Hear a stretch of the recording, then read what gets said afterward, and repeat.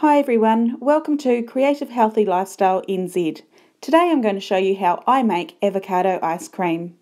Ingredients you will need are avocados, depending on the size, about 2 to 3, some lemon juice, 2 eggs, some caster sugar, regular runny cream, thickened cream, and 1 cup of milk. We're going to start by making our avocado puree. A wee trick to know if your avocados are ripe enough is to push in the little stick branch bit where the avocado's been attached, and if it pops in, then it's ripe enough.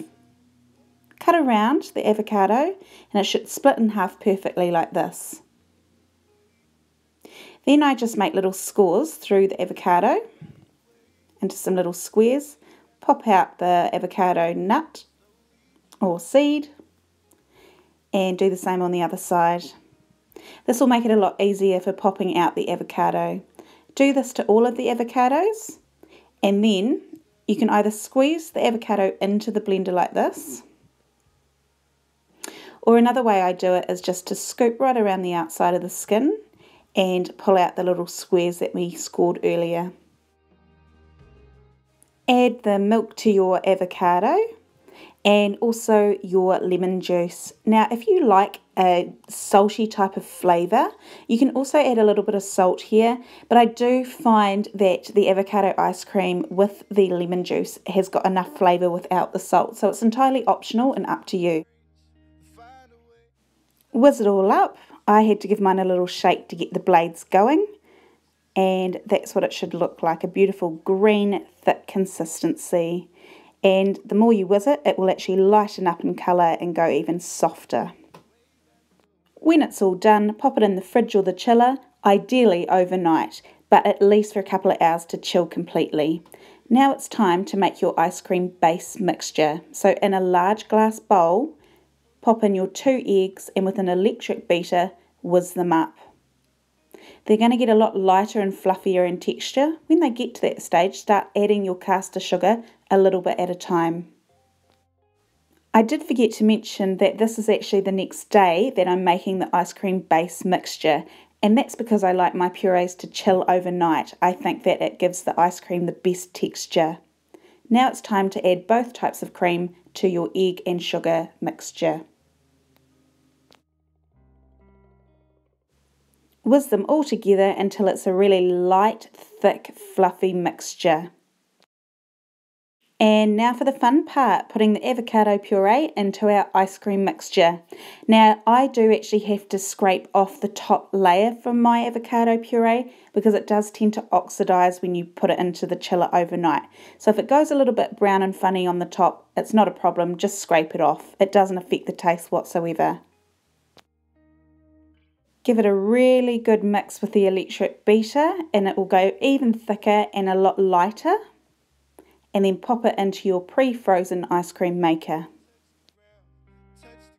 Switch it on, and I leave mine in for about 40 to 45 minutes or until it's definitely thickened up and gone icy cold. This is what it looks like just in, and this is what it will look like when it's been in for 40 to about an hour.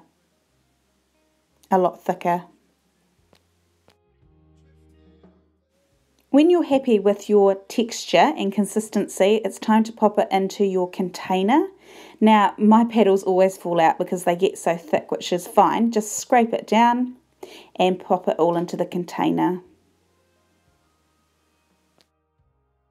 This avocado ice cream has got a really unique, subtle flavour. You can definitely tell it's avocado, but it's not sickly or overpowering. It's quite pleasant, but definitely unique. When you finish popping it into this container, smooth it off with the back of a spoon so it's easier to roll when it comes out, and pop it into the freezer overnight. Definitely make sure that the lid is sealed properly so it doesn't get freezer burnt. And this is what it will look like after the night in the freezer. So a wee trick for plating up ice cream is to get a glass of hot water, dip in your ice cream scoop just to warm it up, and this will help you glide through the ice cream a lot easier and roll a beautiful rounded ball. This particular ball wasn't quite going to plan, but actually the second one I did was beautiful, so it may take a couple of attempts to get it right. So I just used another spoon and popped it into the shape that I wanted. Then with a little sharp knife and using an avocado as a garnish, I've cut it into some slices, and I'm going to pop them onto the other side of the plate.